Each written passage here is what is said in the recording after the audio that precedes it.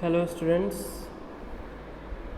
Previous class में हमने consistency and consistency limits के बारे में पढ़ा था, जो कि फाइन ग्रेन्ड सॉइल के प्रॉपर्टीज़ होते हैं। आज हम लोग आगे बढ़ेंगे और we will begin liquid limit. ये जो कंसिस्टेंसी लिमिट्स या एटरबर्ग्स लिमिट्स होते हैं, इनको लैब में कैसे हम लोग निकालते हैं, ये हम लोग आज के क्लास में देखेंगे। And we will begin with liquid limit. Okay, तो लिक्विड लिमिट क्या है ये आप ऑलरेडी जानते हैं आप लोग, ठीक है। At liquid limit the clay is practically like a liquid. Okay, liquid limit पर क्ले प्रैक्टिकली एक लिक्विड की तरह है, लेकिन it possesses a small shearing strength. Small shearing strength फिर भी जो सॉइल है आपका वो पोजेस करेगा। ओके, द सीयरिंग स्ट्रेंथ, ये ज़रा इम्पॉर्टेंट है, देखिए ज़रा। The shearing strength at that stage, which stage? Liquid limit stage, is the smallest value that can be measured in the laboratory.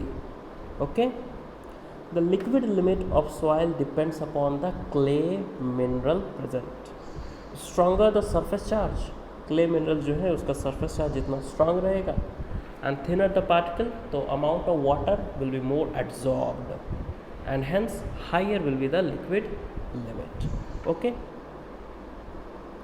अब आज का जो हमारा क्लास है इसमें हमें ये जानना है कि लिक्विड लिमिट को लैबोरेटरी में हम लोग कैसे निकालते हैं। ओके, तो देखिए, जो लिक्विड लिमिट होता है उसको डिटरमाइन करने के लिए लैबोरेटरी में जिस टूल का हम लोग यूज़ करते हैं उसे बोलते हैं कैसाग्रेंडेज अपरेटस, ठीक है। और जो मेथड है उसे कह देते हैं Casagrande's method. Okay, the device used in Casagrande's method consist of a brass cup which drops through a height of 10 mm on a hard base when operated by handle। देखिए कैसाग्रेंडे अपरेटस कैसा दिखने में होता है ये ज़रा हम लोग देख लें। तो ये आपके सामने जो दिख रहा है यही है कैसाग्रेंडेज अपरेटस, जिसका यूज़ करके हम लोग निकाल सकते हैं लिक्विड लिमिट ऑफ सॉइल। इसमें होता क्या है कि एक कप आपको यहाँ दिखाई दे रहा होगा, ठीक है। एक कप है, ओके, और इसका अरेंजमेंट कुछ इस तरह है कि जैसे ही आप इसे रिवॉल्व करोगे ना, इसे घुमाओगे ना, ठीक है, इसे आप घुमाओगे तो ये कप ऊपर आएगा और नीचे गिरेगा धप, फिर ऊपर आएगा नीचे गिरेगा धप। हर एक रिवॉल्यूशन पे ये जो कप है ये ऊपर आएगा फिर नीचे गिरेगा धप, फिर ऊपर आएगा फिर नीचे गिरेगा धप। ओके, तो इसमें हम लोग करते क्या है, एक शॉर्ट फॉर्म में इसको समझने का कोशिश करिए। इसमें सॉइल हम लेते हैं, उसमें वाटर कुछ मिलाते हैं, सॉइल को हम लोग इस कप में फिल कर देते हैं जो आपको दिख रहा है, ठीक है। फिर इस टूल का यूज़ करते हुए, जिसे कैसाग्रेंडेज टूल कह सकते हैं, इस टूल का यूज़ करते हुए हम लोग सॉइल को कट करते हैं, बीचों बीच सॉइल को कट कर देते हैं, ठीक है। तो आप देख रहे होंगे यहाँ कि यहाँ सॉइल दो पार्ट में बटा हुआ है, ठीक है। सॉइल दो अलग अलग पार्ट में बटा हुआ है। ओके, अब हम लोग क्या करते हैं कि इस अपरेटस का यूज़ करते हुए जैसे ही इसे मैं रिवॉल्व करूँगा, घुमाऊँगा, तो ये धप धप धप धप गिरना शुरू होगा, ठीक है। इसके कारण क्या होगा, सॉइल जो सेपरेट हो चुका है, यहाँ से यहाँ तक सेपरेट हो चुका है, वो आपस में मिलने का कोशिश करेगा, ठीक है। ओके, सॉइल में वाटर कंटेंट कुछ अमाउंट में है। अब जब इसे हम घुमा रहे हैं तो यहाँ पर ये नोट डाउन भी होता है, आपने कितनी बार घुमाया है, 1 बार, 2 बार, 3 बार, 40 बार, कितनी बार, 35 बार, कितनी बार आपने घुमाए वो यहाँ नोट हो जाता है, ठीक है। अब हमारा टारगेट ये होता है कि आप इसको 25 बार घुमाओ, ठीक है, और ये 25 बार धप धप धप धप करके गिरे, ओके। और ये जब गिरे तो उसके कारण क्या हो, सॉइल आपस में मिल जाए, ठीक है।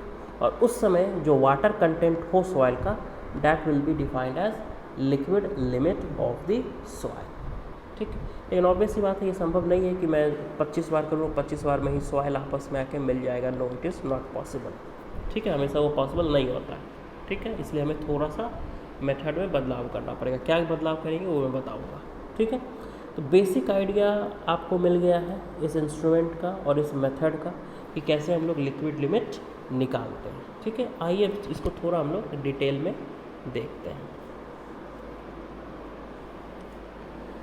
The device used in Casagrande's method consists of a brass cup which drops through a height of 10 mm. अब देखिए जो कप मैं बता रहा था धप धप गिरता है, तो कितने हाइट से गिरता है? 10 mm हाइट से वो गिरता है, ठीक है, okay. On a hard base when operated by the handle, जैसा मैंने बताया था, ठीक है। हैंडल को घुमाने से क्या होता है, okay. Now we take about 120 gram of air dried sample passing through 425 micron ISC, okay. एक डिश में इतना सॉइल हमने ले लिया है, okay, and mixed with distilled water to form a uniform paste. Uniform paste हमने बना लिया ये सॉइल को लेकर के, okay. A portion of this paste is placed in cup of liquid limit device.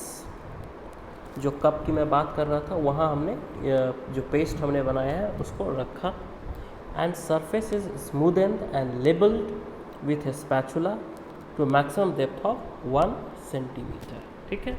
तो जो कप की मैं बात कर रहा था, तो इसी में ऐसा कहा जा रहा है कि जो पेस्ट आपने बनाया है उसको अब इस कप में हमें रखना है, ठीक है। यहाँ हमने उसे रख दिया है, ठीक है। वही बात यहाँ की जा रही है, ठीक है, okay. A portion of this paste is placed in cup, okay, done. Then a groove is cut through the sample along the symmetrical axis of the cup, preferably in one stroke using standard grooving tool, ठीक है।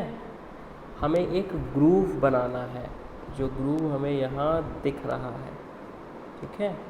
इस groove की बात हो रही है, तो इस टूल का यूज़ करते हुए यहाँ हम लोग ऐसे इस टूल को लेंगे, इसका नुकीला हिस्सा जो यहाँ आपको दिख रहा है उसको नीचे रखते हुए यूँ मार्क करेंगे एक ही स्ट्रोक में, ठीक है। एक स्ट्रोक में यूँ लेके जाना है जिससे ग्रूव का फॉर्मेशन हो जाएगा, ठीक है।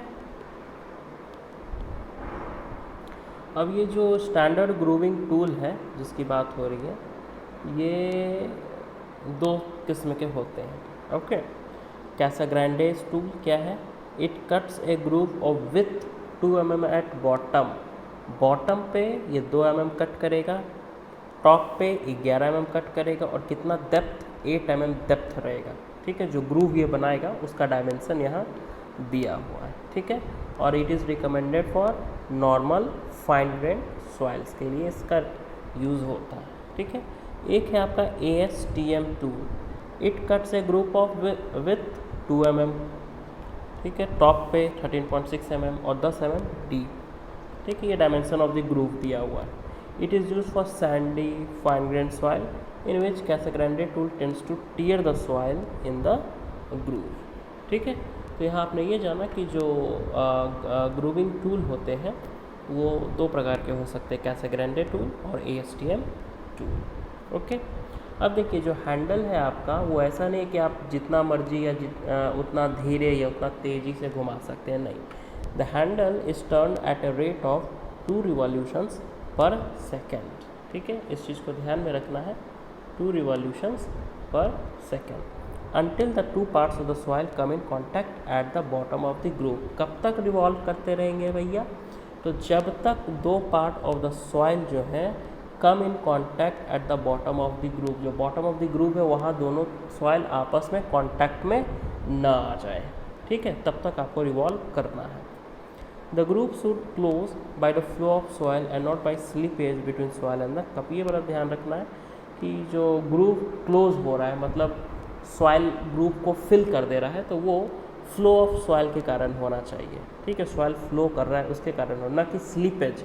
ऐसा ना हो कि ब्रास जो कप है और सॉइल के बीच स्लीपेज हो और उसके कारण उस ग्रुप का फिलिंग हो जाए, नहीं, ठीक है, फ्लो ऑफ सॉइल के कारण ही फिलिंग होना चाहिए। Okay, the soil in the cup is again mixed and test is repeated until 2 consecutive test give same number of blows. Okay, तो हमने क्या किया, हमने सॉइल लिया, उसको कप में रखा, ग्रूव बनाया, फिर नंबर ऑफ ब्लोज दिए जिसके कारण सॉइल आपस में मिक्स होगा। मानिए नंबर ऑफ ब्लोज कितने थे, 35 थे, ठीक है, हमें कितना चाहिए, 25 पे चाहिए। उस समय वाटर कंटेंट है जो होगा सॉइल का वही तो लिक्विड लिमिट देगा, ठीक है, तो हमारा जो नंबर ऑफ ब्लोज आए वो 35 आए। तो हम क्या करेंगे, थोड़ा पानी और ऐड करेंगे, उसके बाद फिर से प्रैक्टिकल शुरू करेंगे, तो हमारा नंबर ऑफ ब्लोज 32 आया, ठीक है। उसके बाद फिर हम थोड़ा पानी और ऐड करेंगे तो मान लेते हैं कि 28 आया।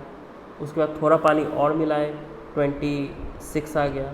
उसके बाद थोड़ा पानी और मिलाए तो 22 नंबर ऑफ ब्लोज आ गए। उतने में ग्रुप फिल हो गया, ठीक है, सॉइल के फ्लो से। ओके, फिर हमने थोड़ा और बढ़ाया तो फिर मानिए कि 16, एक बार ऐसा किया तो 16 आ गया नंबर ऑफ ब्लोज, ठीक है। 25 तो आया ही नहीं, ठीक है, तो हम कैसे अपना काम करें भाई, तो हम क्या करते हैं इस केस में, एक ग्राफ प्लॉट कर लेते हैं, graph between water content and number of blows, ठीक है, इनके बीच एक ग्राफ हम लोग प्लॉट कर लेंगे। ओके, ये ग्राफ आपका स्ट्रेट लाइन लगभग आता है जब हम लोग नंबर ऑफ ब्लोज को लॉग स्केल पे रखते हैं, ठीक है। और अब इससे बहुत आसानी से नंबर ऑफ ब्लोज के रिस्पेक्ट में हम लोग वाटर कंटेंट निकाल सकते हैं, ठीक है।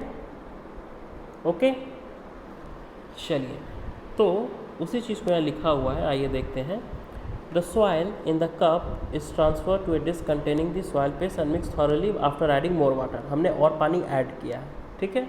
The soil sample again taken in the cup, brass cup, and test is repeated. The liquid limit is the water content at which the soil is sufficiently fluid to flow when device is given 25 blows. देखिए liquid limit क्या है, बड़ा important line है। Liquid limit is the water content at which the soil is sufficiently fluid to flow when the device is given 25 number of blows। but 25 number of blows में exactly वो group का filling हो जाए ये ज़रूरी नहीं है, इसलिए हम लोग ग्राफ का यूज़ करके आंसर तक पहुँचने की कोशिश करते हैं, ठीक है।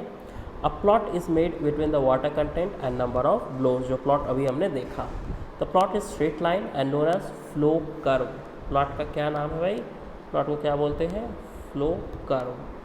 The liquid limit is apparent corresponding to 25 number of blows, ठीक है, ये मैं आपको अभी ग्राफ में बता चुका हूँ, ठीक है। इज इट क्लियर, यहाँ तक सारी बातें क्लियर हैं। The rappings in the liquid limit device cause small shearing stress on the sample. Obvious बात है, रैपिंग मतलब वो जो ढप ढप गिर रहा है उसी की बात कर रहे हैं। The rappings in the liquid limit device cause small shearing stress on the sample. The liquid limit is arbitrarily taken as the water content when the soil has shear strength just sufficient to withstand the shearing stress induced in 25 number of blows, ठीक है। और उस समय liquid limit पे कितना shear strength रहता है soil का, वो लगभग 2.7 किलो न्यूटन पर मीटर स्क्वायर होता है, ठीक है। अब देखिए ये मेथड आपको समझ में आ गया ही हो, ठीक है, कि हम पानी मिलाते जाते हैं, नंबर ऑफ ब्लोज कम होता चला जाता है और एक ग्राफ प्लॉट कर देते हैं water content and number of blows के बीच, और उसके बाद उस ग्राफ का यूज़ करते हुए 25 नंबर ऑफ ब्लोज के इक्विवेलेंट कितना वाटर कंटेंट वो निकाल देंगे और हमें जो लिक्विड लिमिट है वो पता चल जाएगा, ठीक है। एक डायरेक्ट मेथड भी है, इस फार्मूला का हम लोग यूज़ कर देते हैं, ठीक है। Liquid limit is equal to WN bracket N divided by 25, okay, power small n। WN क्या है, वाटर कंटेंट और soil when the groove closes and blows. 25 छोड़िए, 35, 20, 22, ओके, कितने भी नंबर ऑफ ब्लोज में वो ग्रुप क्लोज हो जा रहा है, ठीक है। उस समय वाटर कंटेंट क्या है, वो WN रिप्रेजेंट कर रहा है, ठीक है, ओके। और N और स्मॉल n ये क्या रिप्रेजेंट कर रहा है, तो ये दो नंबर्स हैं, ठीक है। अगर लिक्विड लिमिट लेस देन 50% है तो एन की वैल्यू आप कितना लेंगे 0.092 और कैपिटल एन की वैल्यू 15 से 35 के बीच लेंगे, ठीक है। अगर लिक्विड लिमिट ग्रेटर देन 50% होता है तो उसमें एन की वैल्यू कितना लेंगे 0.12 और एन कैपिटल एन की वैल्यू लेंगे 20 से 30 तक, ठीक है। तो ये एक और now let us see plastic limit, how we can determine plastic limit in the laboratory. What is plastic limit? You already know. Okay, how it is determined in the laboratory? Let us see. The plastic limit is determined by rolling a part of soil into thread. When the thread begins to crumble at a diameter of 3.18 mm, the water content at this stage is plastic limit. Okay. तो यहाँ क्या important है? Important ये है कि हम लोग soil को थ्रेड की तरह रोल करते हैं। कैसे रोल करते हैं? तो ये देखिए, हम लोग क्या करते हैं, सॉइल लेते हैं, पेस्ट बनाते हैं और उसको देखिए यहाँ पर किस तरह एक है ना 3 mm डायमीटर है ना 3 mm डायमीटर तक उसको रोल करते हैं उस सॉइल को, ठीक है। अगर उसमें कोई क्रैक्स वगैरह नहीं आते हैं, ठीक है, और वो और भी पतला रोल होने को तैयार है, तब हमारा काम नहीं हुआ, ठीक है। हम उस सॉइल को फिर और नीडिंग करेंगे। नीडिंग मतलब उससे पानी और हाथों में लेकर के उसके और जैसे आटा गूंथते हैं ना वो, ठीक है, नीडिंग करेंगे जिससे उसमें वाटर कंटेंट थोड़ा कम होगा, ठीक है। उसके बाद फिर से हम लोग इस तरह का एक रोल बनाने की कोशिश करेंगे और 3 mm पर ओके अगर ये क्रम्बल कर जाए, ठीक है, just crumbles at 3 mm diameter, तो हम बोलेंगे हाँ अब जो वाटर कंटेंट है यही तो प्लास्टिक लिमिट है इस सॉइल का, ठीक है। इसको भी लैबोरेटरी में हम लोग कर सकते हैं। Okay, so plastic limit is determined by rolling a part of soil into thread. When the thread begins to crumble at a diameter of 3.18 mm, the water content at this stage is the plastic limit. ठीक है? Is it clear? Let us now see shrinkage limit. Shrinkage limit is the smallest water content at which the soil is fully saturated. Okay, let us see and try to understand this in this diagram. Let there be different water contents. Okay, यहाँ हम लोग मानते हैं W1 water content, okay, W2 water content, W3 water content, okay. अब मुझे बताइए एट W1 क्या ये सॉइल फुल्ली सैचुरेटेड है? यस, W1 पे फुल्ली सैचुरेटेड है, ओके। W2 पर फुल्ली सैचुरेटेड है? यस, फुल्ली सैचुरेटेड है। W3 पर क्या ये सॉइल फुल्ली सैचुरेटेड है? यस, फुल्ली सैचुरेटेड है, ओके। अब मैं एक ऐसा वाटर कंटेंट लेता हूँ that is equal to shrinkage limit और इसको मैं कहता हूँ W4, ओके। क्या यहाँ पर सॉइल फुल्ली सैचुरेटेड है? यस, फुल्ली सैचुरेटेड है। अब मैं एक अगला वाटर कंटेंट लेता हूँ जिसे मैं बोलता हूँ W5। क्या सॉइल यहाँ पर फुल्ली सैचुरेटेड है? इसका आंसर है नो, यहाँ पर सॉइल फुल्ली सैचुरेटेड नहीं है। मतलब क्या है? मतलब ये है कि श्रिंकेज लिमिट से लेस वाटर कंटेंट पे अगर हम आते हैं तो सॉइल फुल्ली सैचुरेटेड नहीं होगा, लेकिन श्रिंकेज लिमिट से ऊपर के वाटर कंटेंट पर अगर जाएंगे तो सॉइल फुल्ली सैचुरेटेड होगा। इसका मतलब क्या हुआ? इसका मतलब हुआ shrinkage limit is the smallest water content.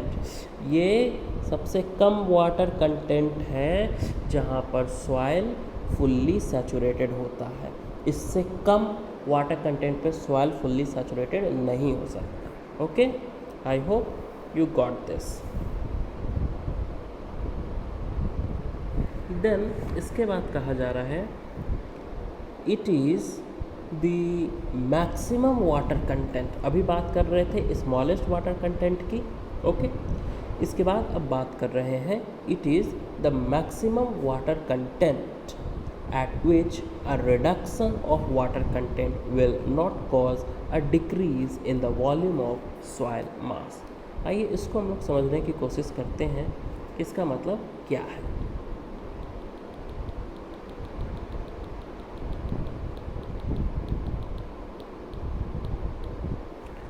ऐसा कहा जा रहा है कि it is the maximum water content, okay, maximum water content. तो हम वाटर कंटेंट लेना शुरू करते हैं अलग अलग सेक्शंस में। यहाँ हमने वाटर कंटेंट एक लिया, ओके। अब मुझे बताइए, और इस वाटर कंटेंट को मैं बोल देता हूँ W1, ओके।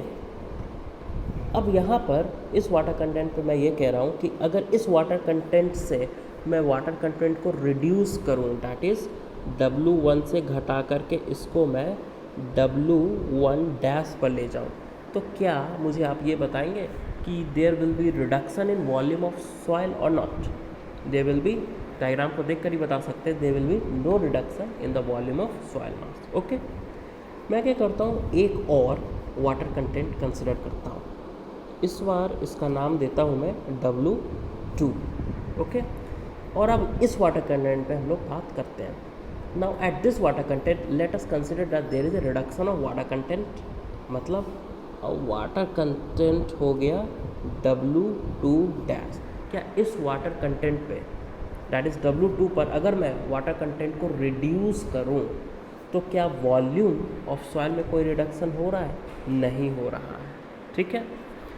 अब मैं श्रिंकेज लिमिट पर आ जाऊं, ओके, श्रिंकेज लिमिट पर आ जाऊं और यहाँ पर भी एक W3 ले लूँ और यहाँ भी मैं वाटर को रिड्यूस करूँ, कोई W3 डैश, ओके। वाटर को मैंने रिड्यूस किया, तो क्या is there any reduction in the volume of soil? No. लेकिन इसके बाद जैसे ही हम आगे बढ़ेंगे, श्रिंकेज लिमिट को पार करेंगे और जैसे ही हम आगे बढ़ेंगे और कोई W4 हमने ले लिया वाटर कंटेंट, और उस वाटर कंटेंट में बात करें कि भैया यहाँ से हम लोग थोड़ा पानी को रिड्यूस करते हैं, वाटर कंटेंट को रिड्यूस करते हैं, कोई W4 डैश पर ले जाते हैं। अब मुझे बताइए, क्या यहाँ पर will there be reduction in the volume of soil mass? Yes, there will be reduction in the volume of soil mass. ये कहाँ से बता रहे हैं? डायग्राम को देख करके ये चीज़ बता रहे हैं, ठीक है। कहने का मतलब ये है कि shrinkage limit is the maximum water content, यही है maximum water content at which a reduction in water content will not cause a decrease in the volume of soil mass। maximum water content, इससे ज़्यादा water content पे अगर आप आएंगे और वहाँ पर वाटर कंटेंट में थोड़ी भी रिडक्शन लाएंगे तो सॉइल मास में रिडक्शन, सॉइल वॉल्यूम में रिडक्शन होगा ही। लेकिन shrinkage limit is the maximum water content where there will be no reduction in the volume of soil, okay, with reduction of water content, okay.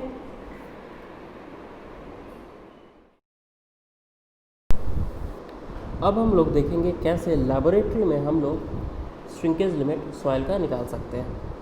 इसके लिए पहले इस diagram को देखना होगा। इस डायग्राम में आपको 3 स्टेजेस दिखाई दे रहे हैं, स्टेज 1, स्टेज 2 और स्टेज 3। ये स्टेजेस हैं सॉइल के, ठीक है। स्टेज 1 किसको रिप्रेजेंट कर रहा है? Soil fully saturated and has water content greater than the expected shrinkage limit, okay. मतलब स्टेज 1 क्या है? सॉइल हमने लिया है, इसमें वाटर भी अवेलेबल है, ठीक है, और जो वाटर कंटेंट है सॉइल का वो श्रिंकेज लिमिट जो सॉइल का एक्सपेक्टेड है उससे ज़्यादा है, ठीक है। और यहाँ पर V1 वॉल्यूम दिखाया गया है सॉइल का, ठीक है, MS मास ऑफ सॉलिड्स दिखाया गया है और M1 is the mass of the soil, okay. Stage 2 क्या है? Stage 2 it shows the sample at shrinkage limit, जब सॉइल अपने श्रिंकेज लिमिट पे है उस समय की कंडीशन को स्टेज 2 में दिखाया गया। तो ऑब्वियस सी बात है, जब हम लोग स्टेज 1 से स्टेज 2 पर जाएंगे there will be reduction in the volume of soil, okay.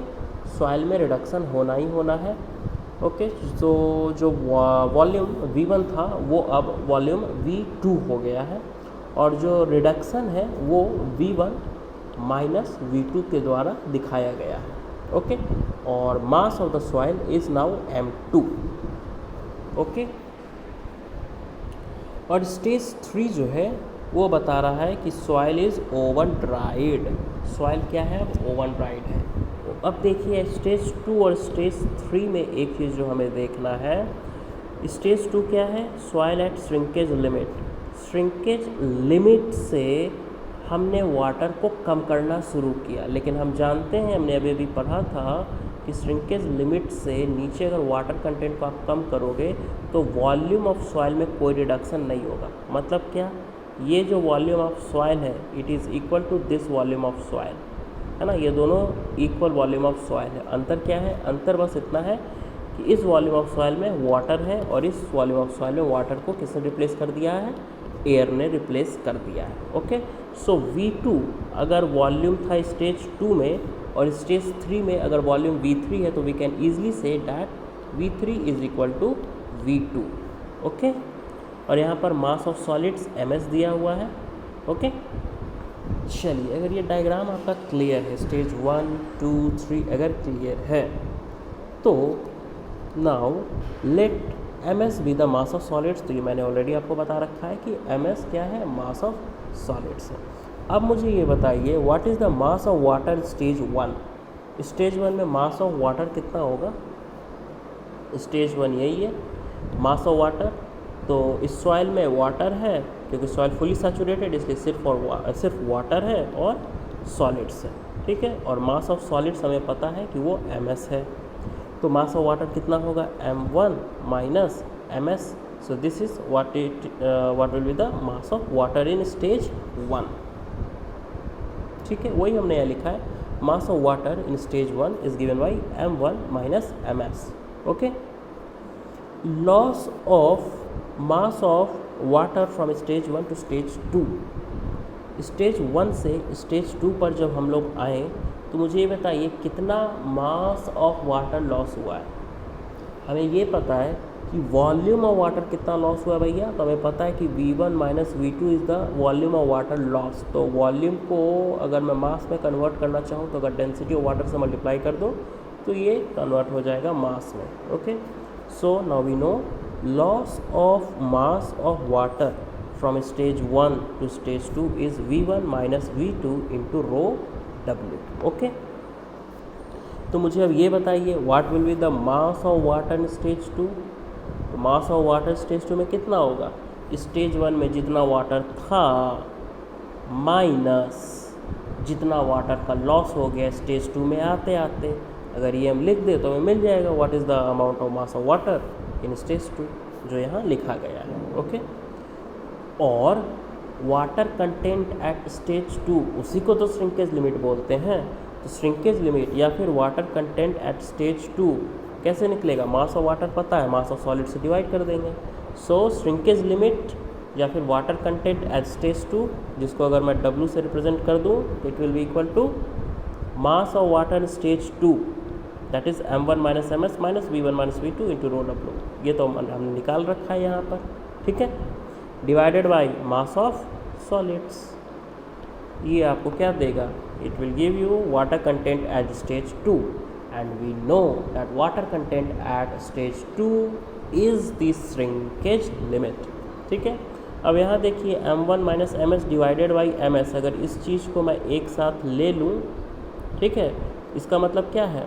M1 minus MS क्या था? वाटर कंटेंट और स्टेज 1। सो ये जो आपको घेरा में दिख रहा है it will give you water content at stage 1। Okay, W1 minus V1 minus V2 rho W upon MS। ठीक है, W1 क्या है? W1 है वाटर कंटेंट एट स्टेज 1। तो अब हमें ये फॉर्मूला पता है। ठीक है, we know this, correct. Okay, इतना मुझे पता है। ये एक तरह समझिए कि थ्योरेटिकल चीज़ें हो गई। ठीक है, कि हमें कैसे श्रिंकेज लिमिट निकालना है, थ्योरी से रिलेटेड चीज़ें हो गई। ओके, अब हम लोग देखेंगे कैसे प्रैक्टिकली लैब में इसको निकाला जा सकता है। ओके, तो लैब में श्रिंकेज लिमिट सॉइल का निकालने के लिए हम लोग क्या करेंगे, आइए देखते हैं उससे। 50 ग्राम of soil passing a 425 micron sieve is taken and mixed with distilled water to make a creamy paste. The water content is kept greater than liquid limit. देखिए हमें क्या करना है, हमें लेना है 50 ग्राम सॉइल, ठीक है, जो 425 माइक्रोन सीव से पास करता हुआ है, और हमने डिस्टिल्ड वाटर्स में उसे मिक्स किया है, एक क्रीमी पेस्ट तैयार कर लिया, ठीक है।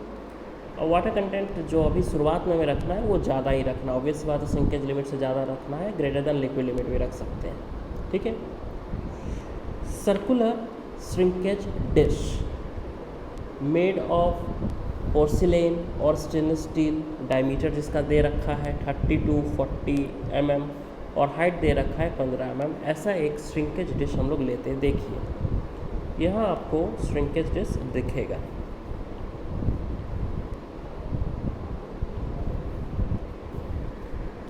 ये जो आपका यहाँ दिख रहा है आपको एक सर्कुलर डिश, यही इसी को हम लोग बोलते हैं shrinkage dish, okay.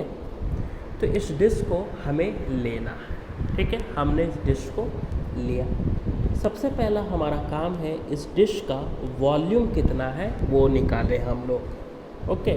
We want exact volume of this dish.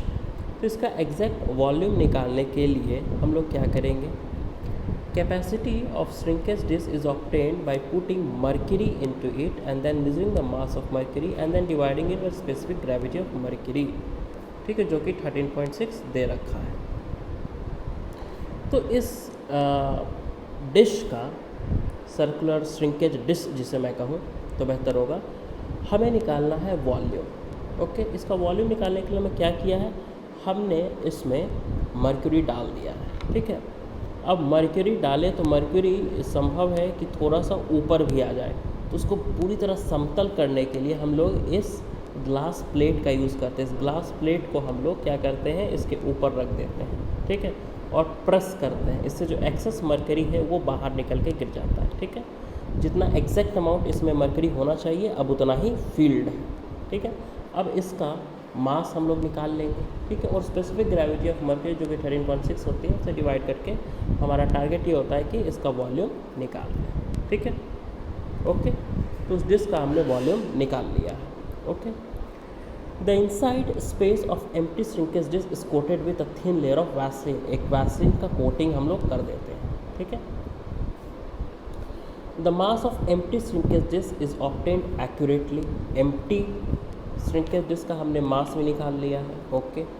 The mass of shrinkage dish with soil is taken to obtain the mass m1 of the soil. फिर हमने क्या किया है, हमने उस श्रिंकेज डिश में जिसका वॉल्यूम यूजिंग मर्क्यूरी हमने निकाल रखा है ऑलरेडी, ओके।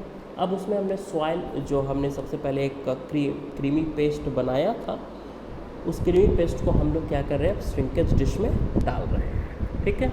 और उसके बाद इसका मेज़रमेंट हम लोग लेते हैं, और जो मेज़रमेंट आया है वो कितना आया है, m1 आया है, ठीक है।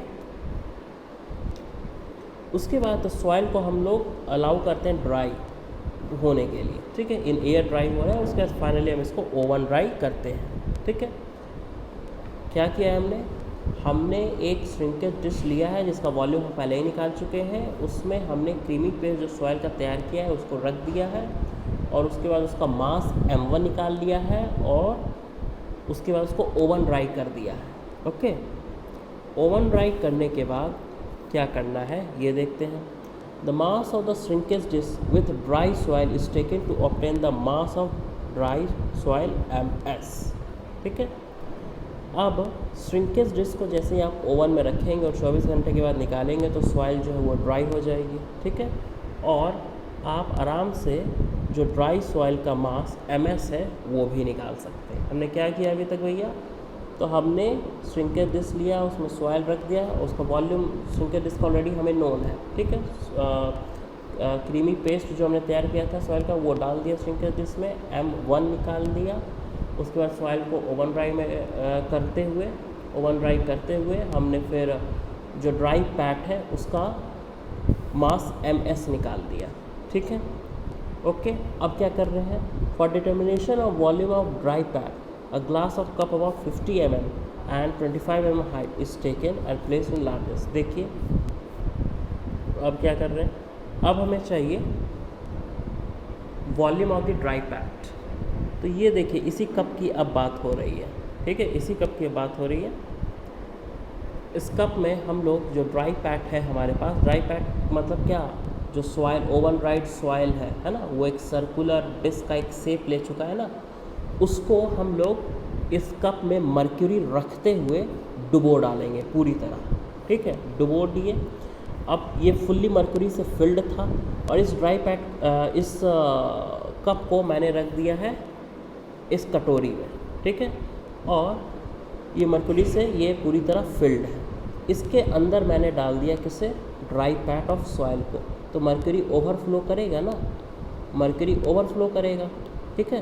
तो कितना मर्क्यूरी ओवरफ्लो किया, अगर उसको मैं निकाल लूँ तो मुझे पता चल जाएगा कि volume of the dry PAT कितना है, ठीक है।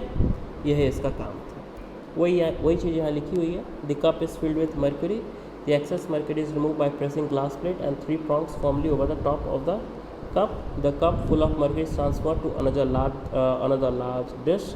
The dry pad of the soil is removed from the shrinkage dish and placed on the surface of the mercury in the cup and submerged into it by pressing it with glass plate having prongs. The mercury displaced by the soil pad is transferred to a mercury weighing dish, जहाँ हम लोग mercury को वे करेंगे और उससे volume of mercury निकालेंगे। Volume निकल जाएगा तो मतलब ड्राई पैड का कितना वॉल्यूम है वो हम लोग को पता चल जाएगा, ठीक है, ओके, क्लियर है। तो अब इसको एक नट सेल में देखिए क्या हुआ। यहाँ हमने क्रीमी पेस्ट सॉइल का तैयार किया है, उसे एक श्रिंकेज डिश में रख लिया है, ओके, और इससे हमने अब 1 निकाल लिया है, ठीक है। अब इसको हमने ओवन ड्राई किया है, ओके। ओवन ड्राई करने के बाद सॉइल का एक ड्राई पैक हमें मिला। इस ड्राई पैक से हमने इसका मास मेज़र करके MS निकाल लिया है। अब इसी को हमने मर्क्यूरी में डुबो करके इसका वॉल्यूम भी निकाल लिया है। ये 3 चीज़ें हमने निकाल लिया है, ठीक है। तो क्या ये 3 चीज़ निकाल करके हमारा काम हो जाएगा? बिल्कुल हो जाएगा। ज़रा वापस तो आइए इधर, ये देखिए हमें श्रिंकेज लिमिट निकालना है। श्रिंकेज लिमिट कैसे निकलेगा? तो हमें पता है कि shrinkage limit is equal to W1 minus V1 minus V2 rho W divided by MS। इसी से तो श्रिंकेज लिमिट निकलेगा। वाटर कंटेंट एट स्टेज 1 कैसे निकलेगा? हमें ऑलरेडी पता है कि हम कितना वाटर मिला रहे हैं सॉइल में, ठीक है। तो वाटर कंटेंट एट स्टेज 1 तो पता है ही, ठीक है। अब देखिए V1 हमें पता है, volume of soil at first stage, हाँ पता है। कैसे? जो श्रिंकेज डिश था उसका वॉल्यूम हमने निकाला था ना, वही तो V1 है। जिस तरह V1 हमें पता है। V2 क्या है? V2 is equal to V3 अगर आपको याद हो। That means oven dried soil का जो वॉल्यूम है वही तो है V2 या V3, जिसको हम लोग VD भी बोल सकते हैं, वॉल्यूम ऑफ ड्राई सॉइल, ठीक है। तो ये भी हमें पता है, रो W हमें पता है। MS हमने आपको बताया कि जो ओवन ड्राइड सॉइल है, जो ड्राई पैट है, उसका अगर मास निकाल लें तो वो MS दे देगा। तो इसमें V1, V2, rho W, MS, W1 अगर सब कुछ हमें पता है तो W नहीं निकल जाएगा, और यही तो श्रिंकेज लिमिट ऑफ सॉइल कहलाता है। इस तरह हम लोग पाते हैं कि श्रिंकेज लिमिट ऑफ सॉइल हम लोग निकाल सकते हैं लैबोरेटरी में। I hope it is clear to. Let us now see an alternate method for determination of shrinkage limit. When the G is known, we can use this method. Okay. We know that at stage 2, water content is the shrinkage limit. Okay. Let us see in the diagram. In stage 2, what is the water content? So water content is mass of water by mass of solids. Here mass of water can be written as V2 minus volume of solids into rho W. This is mass of water, okay, divided by mass of solids, that is MS. Okay, we can write this, and we know at what the water content in the stage 2 is shrinkage limit. Okay, we can write this. Okay. So now we have written the same thing here. Okay, we have taken this together. Okay, minus Vs divided by Ms. Now you know, we have seen it earlier also, that mass of solids can be written in terms of specific gravity. Okay, that is what we have done here. From here, simplifying, we get this. Okay, we get this. So water content or shrinkage limit can be given by this formula. Okay, that is when G is known to us. Here rho W is density of water, rho D is the dry density, and G is specific gravity of solids. Okay, so this is also a way in which we can represent the shrinkage limit of the soil. Okay, now from here we can find G. If G is unknown and shrinkage limit is known, so we can find G also. Okay, so we can write determination of specific gravity of solids from shrinkage limit. Using this shrinkage limit test, we can find G of solids. Okay, earlier we have used different methods. One of the method was using pycnometer. Okay, so now we know another method. Using this method we can find G, that is specific gravity of solids. When we can use this method? We can use this method when the shrinkage limit of soil is known. Okay, now let us see some of the shrinkage parameters. First among them is shrinkage index. Okay, what is shrinkage index? So shrinkage index is defined as liquid limit minus shrinkage limit. Okay, I hope you all must be remembering this,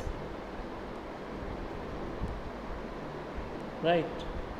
So this was shrinkage limit, this was liquid limit, this was plastic limit, and this was shrinkage limit. Okay, so liquid limit minus shrinkage limit. Okay, this will give us shrinkage index. Okay, then another term is shrinkage ratio. It is denoted by SR. It is V1 minus V2, stage 1 volume, stage 2 volume, and the dry volume VD, divided by water content at stage 1 and water content at stage 2. Okay, this is how shrinkage ratio is defined. And when the V2 is at shrinkage limit, then obviously V2 will be replaced by VD. Okay, so this is how we define shrinkage ratio. Another term is volumetric shrinkage. Let us see what is volumetric shrinkage. It is defined as the change in volume expressed as percentage of dry volume. Change in volume with respect to dry volume. Okay, when the water content is reduced from a given value to the shrinkage limit. Water content कितना भी है उसको आप वहाँ से घटा रहे हो, कहाँ तक? श्रिंकेज लिमिट तक ला रहे हो. ठीक है, उस समय वॉल्यूम में क्या बदलाव आएगा सॉइल में? V1 वॉल्यूम पहले था, और कब तक? जब तक कि वाटर कंटेंट श्रिंकेज लिमिट तक ना आ जाए, और उस समय volume of the soil will be given by VD. Okay, so volumetric shrinkage is defined as Vs is equal to V1 minus VD divided VD into 100. Okay.